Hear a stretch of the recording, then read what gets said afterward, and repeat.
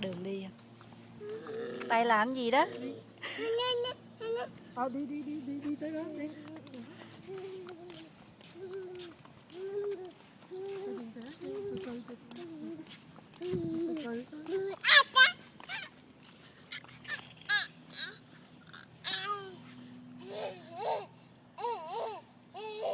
Đi. Đó là nhảy sao ha?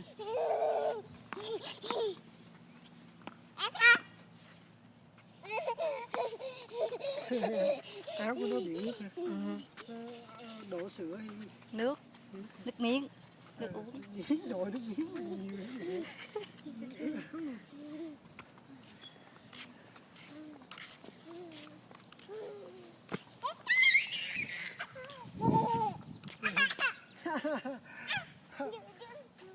Tính vậy đó, phủi tay. Giỏi, đúng rồi. Chim, con chim á.